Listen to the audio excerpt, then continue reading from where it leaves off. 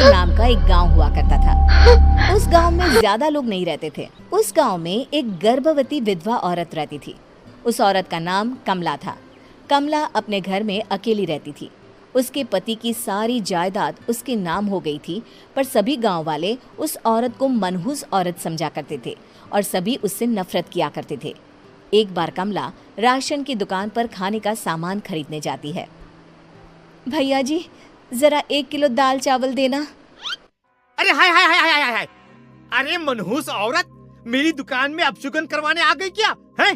चल जा यहाँ से, मैं कुछ नहीं देने वाला हूँ तुझे। भाग भाग यहाँ से, चल जा, निकल।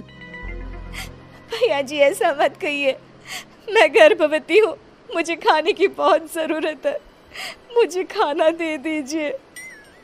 दुकानदार कमला को वहां से धक्के मारकर भगा देता है। तभी कमला रोते रोते उस गांव के किन्नरों के इलाके में आ जाती है। गांव वाले किन्नरों को उसी इलाके में रखा करते थे, क्योंकि वो लोग किन्नरों को पसंद नहीं करते थे और उनके इलाके में रहने से मना करते थे। तो किन्नरों ने उसी गांव में अपना एक इलाका बना लिया था। जब किन्नर लोग देखते हैं कि एक गर्भवती महिला रोते रोते उनके इलाके में आ गई है, तो सारे किन्नर कमला के पास जाकर उसका हाल पूछने लगते हैं। क्या हुआ बहन, तुम्हारी गर्भवती अवस्था में इतनी बुरी हालत कैसे है? तुम रो क्यों रही हो? तुम डरो मत, हम तुम्हें कोई नुकसान नहीं पहुंचाएंगे।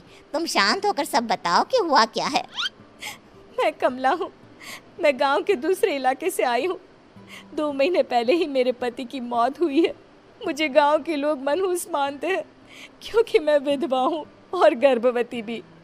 वहाँ के लोग मुझे खाने के लिए कुछ बेचने के लिए भी तैयार नहीं, जिससे मेरा गुजारा नहीं हो रहा था। कोई बात नहीं कमला, हम तुम्हारा ख्याल रखेंगे।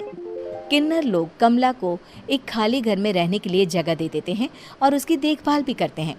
कुछ ही महीने बाद कमला अपने बच्चे को जन्म देती है, पर अफसोस, कमला बच्चे को जन्म देते ही अपनी जान गंवा देती है।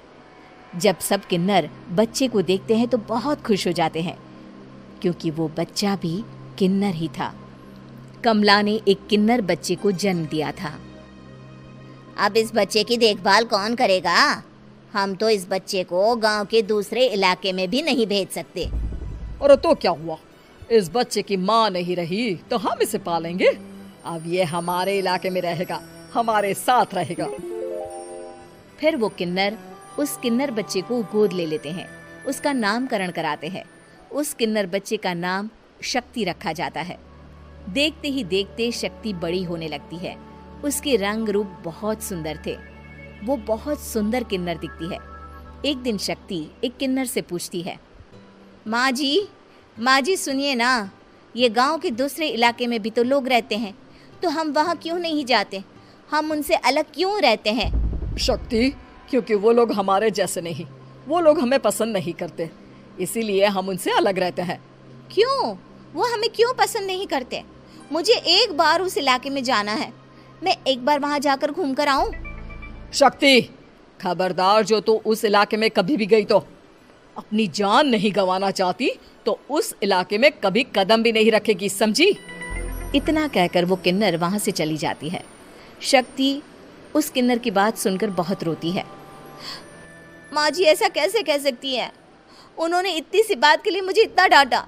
अब तो मैं उस इलाके में ज़रूर जाऊंगी। फिर एक दिन शक्ति गांव के दूसरे इलाके में चुपके से जाती है। ये लोग तो हमारे जैसे ही इंसान हैं, तो ये हमसे नफरत क्यों करते हैं? जब शक्ति उस इलाके में पहुंचती है तो गांव के सारे आदमी उसके रूप से मोहित हो जाते हैं। वो लोग ये अंदाज़ा नहीं लगा पाते कि वो किन्नर है। शक्ति की सुंदरता देखकर सारे गांव वाले उसकी तारीफ करने लगते हैं। तभी गांव का चक्कर लगाने गांव के जमींदार का बेटा हर्ष वहां पहुंचता है। हर्ष भी दिखने में बहुत सुंदर होता है। जब हर्ष ने शक्ति को देखा तो वो भी उससे मोहित हो गया, और जब शक्ति की नज़र हर्ष पर पड़ी तो वो हर्ष को देखकर मोहित हो गई।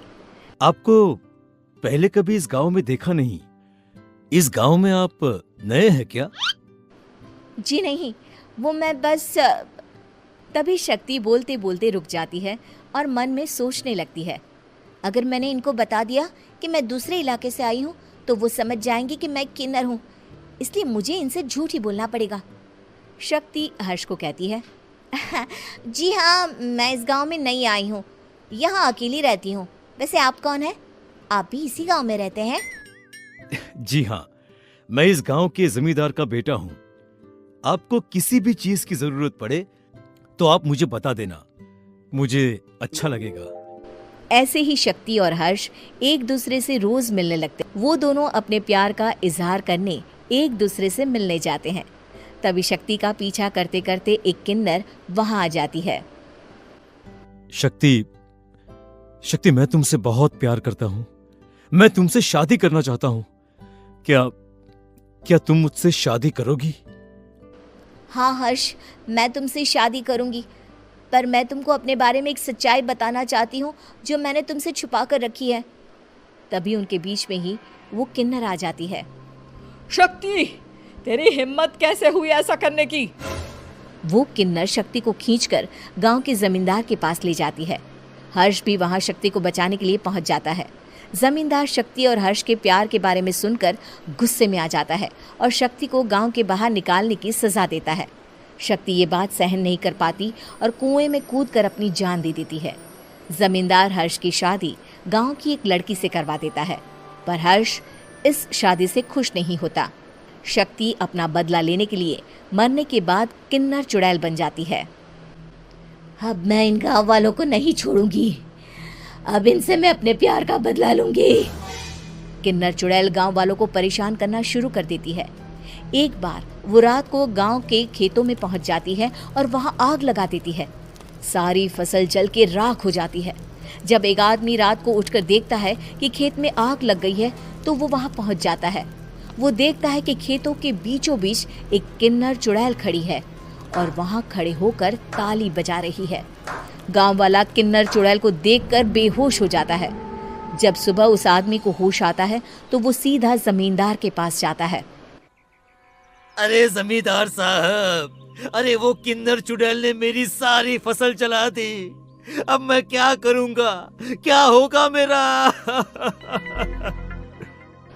जमींदार चुड़ैल किन्नर का नाम सुनते ही सब कुछ समझ जाता है। अब वो बहुत डर जाता है।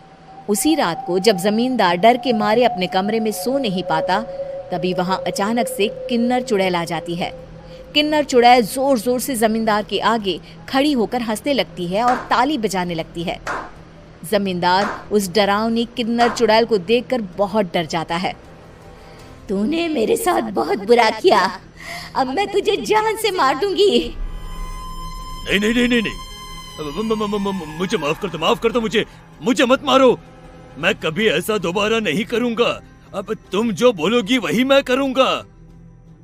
ठीक है, मैं चाहती हूँ कि किन्नर इलाका गांव के इलाके से जुड़े और गांव का कोई भी आदमी किन्नर समाज से द्वेष ना करे, उससे नफरत ना करे, नहीं तो मैं सारे गांव को मार दूंगी। और तुम गांव में एक नया कानून बनाओ कि अगर किसी ने भी किन्नर समाज को हानि पहुंचाने की कोशिश भी करी या इनसे भेदभाव करने की भी कोशिश करी तो उनको कड़ी से कड़ी सजा मिलेगी। हाँ हाँ हाँ हाँ, मैं ऐसा ही करूंगा। तुम जो बोलोगी वो मैं करूंगा, पर मुझे जाने दो प्लीज। तब वो किन्नर चुड़ैल वहां से चली जाती है। गांव का जमींदार किन्नर चुड़ैल का कहा मानते हुए दोनों इलाकों को एक कर देता है और नया कानून भी लागू कर देता है। तब से वहां किन्नर समाज और बाकी गांव वाले शांतिपूर्वक रहने लगते हैं।